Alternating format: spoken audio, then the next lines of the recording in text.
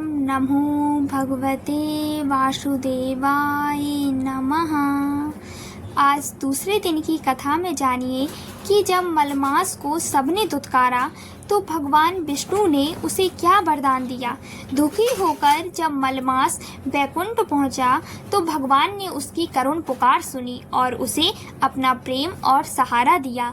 मलमास से पुरुषोत्तम मास तक बनने तक का सफर कैसा था, इस कथा को सुनकर हर कष्ट दूर होता है। तो चलिए पूरे भाव से सुनते हैं यह पावन कथा। सूत जी कहने लगे, हे ऋषियों, श्री शुक्रदेव जी को राजा परीक्षित को श्रीमद् भागवत की कथा सुनाते हुए देखकर आया हूँ। ऋषि कहने लगे, हे सूत जी, जो कुछ आपने वेद व्यास जी के मुख से सुना हो वही कथा सुनाइए।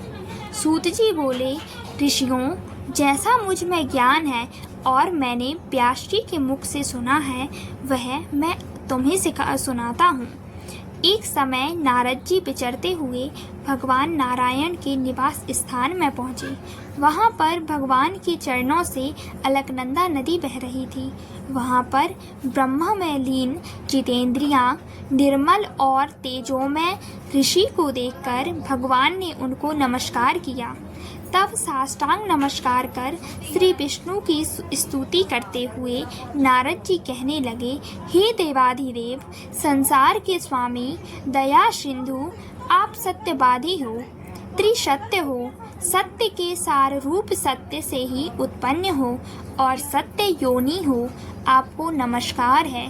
हे भगवान, सब प्राणियों के हृदय विषयों में आसक्त हैं। स्त्री पुत्रादि के मोह में फंसे हुए गृहस्थी लोगों का हित करने वाला कोई लाभदायक व्रत व कथा कुछ विचार कर मुझे बताइए। मैं आपके मुखारविंद से कुछ सुनने के लिए ब्रह्मलोक से आया हूँ। नारद जी के ऐसे वचनों को सुनकर भगवान हंसकर नारद जी से कहने लगे कि हे नारद, भगवान श्री कृष्ण आदि की पुण्य कथा को सुनो। हे तात, जगत के विधाता और उसको एक पल मात्र में नाश करने वाले, उनके कर्मों को कहने वाला पृथ्वी पर कोई सामर्थ्य नहीं है। नारद जी, ऐसे भारयुक्त कथा भी तुम जानते हो, परंतु फिर भी दरिद्रता को हरने वाला, यश और श्रेष्ठ पुत्रों को देने वाला, मोक्ष देने वाला तथा शीघ्र सेवन योग्य ऐसे अद्भुत पुरुषोत्तम मास महात्मा को कहता हूँ।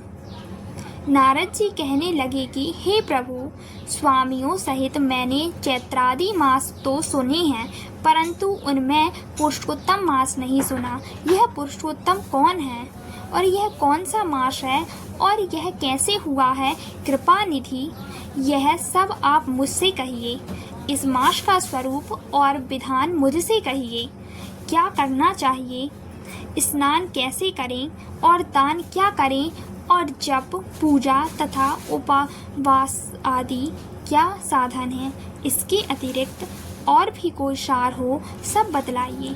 सूति जी कहने लगे, हे ऋषियों, नारद जी के ऐसे जनहितकारी वचनों को सुनकर भगवान चंद्रमा के समान शीतल और शांति वाले वचन बोले।